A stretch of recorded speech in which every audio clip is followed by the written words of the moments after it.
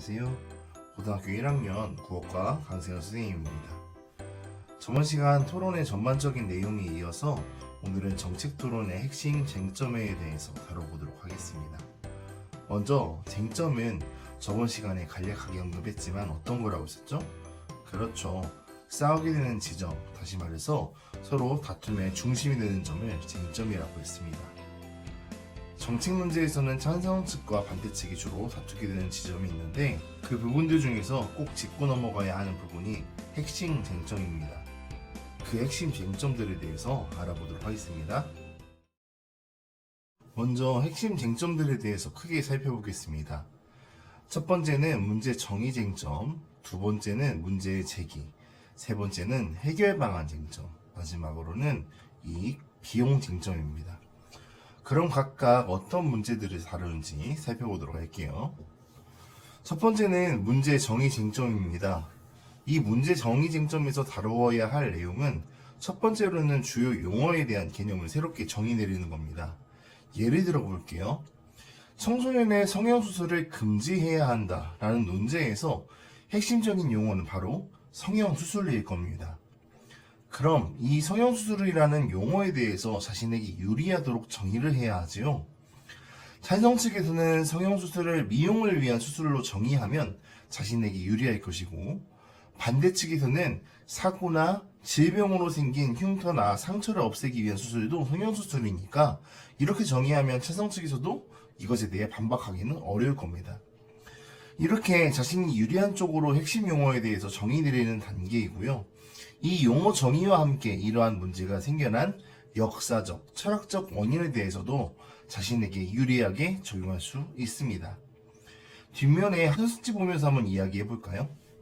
뒷면에 나와 있는 예시로는 서머타임제를 도입해야 한다는 논쟁이네요. 여기서 용어 정의는 시계를 1시간 앞당겨 생활하는 것이라고 하면서 자신에게 유리하게 할 수 없어서 양측이 똑같은데 역사적 배경이 서로 다르죠. 도입하자는 찬성 쪽에서는 2차 대전 이후로 여러 선진국 이야기를 들면서 여기저기서 많이 하고 있다고 주장하고 있고, 반대쪽에서는 우리나라도 80년대에 실시했지만 다시 폐지한 것이라고 역사적 배경을 들어 주장하고 있습니다. 이렇게 이 문제정의 쟁점에서는 자신에게 유리하게 핵심 용어에 대해서 정의하고 역사적, 철학적, 이념적 배경을 자신에게 유리한 측면을 제시해서 주장을 이끌어가기 위한 준비 단계라고 볼 수 있겠습니다. 두 번째는 문제 제기 쟁점입니다. 이제 문제를 제기해서 현재 상황을 바꿔야 한다는 말이 나와야겠지요.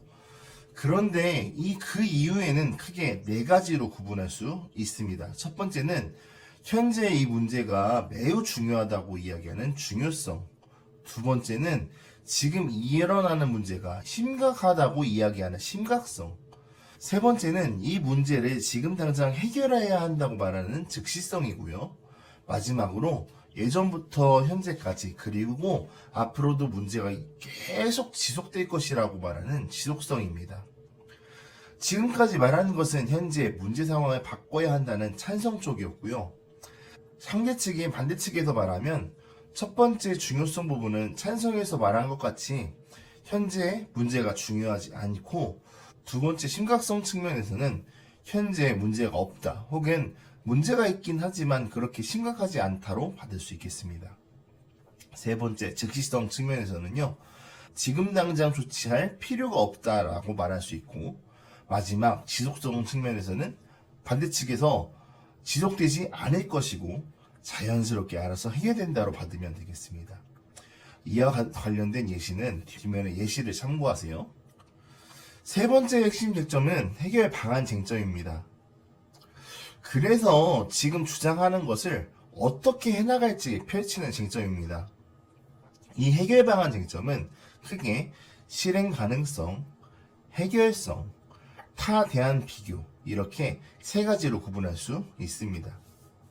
먼저 실행 가능성은 간단하게 이 주장이 찬성 측은 실행 가능하다, 반대 측은 실행할 수 없도록 나누겠지요.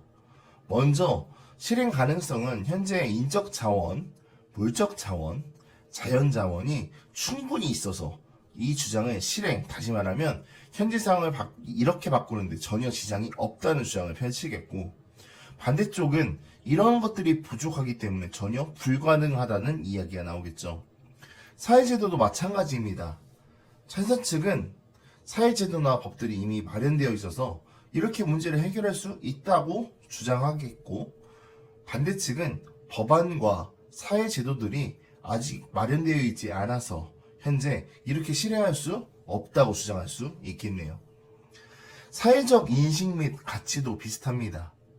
찬성 측에서 사회적 인식이 충분히 받아들일 수 있다라고 주장할 수 있겠고, 반대 측에서는 사회가 이 주장을 받아들이기엔 아직 이르다라고 주장할 수 있겠습니다.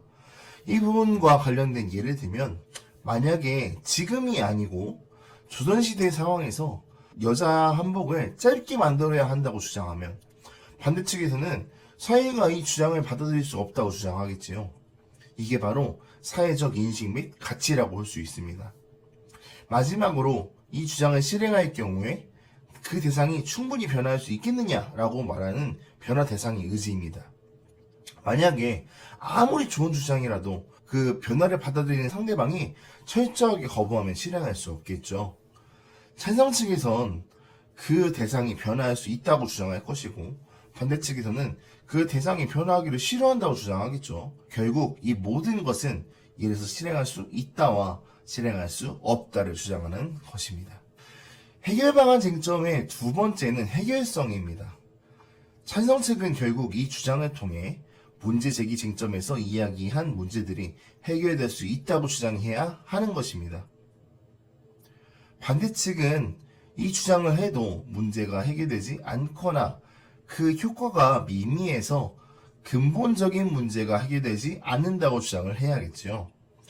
그리고 해결 방안 쟁점에서 마지막으로 다뤄야 할 것은 타 대안과 비교했을 때 찬성 측은 현재 자신이 주장하는 것이 앞에서 이야기한 문제점 해결에 최선의 대안이다라는 것을 어필을 해야 되고, 반대 측에서는 이 정책보다 다른 정책이 더 효과적이라고 주장해야 찬성 측의 주장을 약화시킬 수 있겠죠. 이제 마지막 핵심 쟁점인 이익비용 쟁점을 알아보겠습니다. 이익비용은 말 그대로 이익과 부작용에 대해서 언급을 해야 하죠. 찬성 측에서는 부작용보다 이익이 훨씬 크니까 자신이 주장하는 대로 현재 상황을 바꿔야 한다고 주장해야 하고, 반대 측에서는 이익보다 부작용이 훨씬 크니까 현재 상황을 유지해야 한다고 주장해야 합니다. 이렇게 오늘은 정책 논제 토론에서 다뤄야 할 핵심 쟁점에 대해서 알아보았습니다. 정책 논제의 핵심 쟁점은 크게 문제 정의, 문제 제기, 몇몇 교과서에서는 이 두 가지 쟁점을 합쳐서 문제 쟁점이라고 말하기도 합니다. 그리고 나머지 해결 방안, 이익 비용 쟁점의 네 가지 핵심 쟁점에 대해서 알아보았습니다. 문제정의 쟁점은 용어 개념과 역사적, 철학적 배경을 통해 자신에게 유리하게 정하는 작업이었고요. 문제제기 쟁점은 중요성, 심각성, 즉시성, 지속성 측면에서 바라보았습니다. 그리고 세 번째 해결 방안 쟁점에서는 크게 실행 가능성, 해결성, 타 대안 비교 측면에서 구성했고, 마지막 이익 비용 쟁점에서는 이익과 부작용의 측면에서 서로 주장하는 쟁점이었습니다. 이렇게 학습지 잘 정리하시고 복습은 항상 강조해도 부족하지 않습니다. 시험 때 나아가서는 토론은 수능에서도 종종 나오니까 여러분들은 정리해놓고 잘 기억해 두시기 바랍니다. 고생하셨습니다.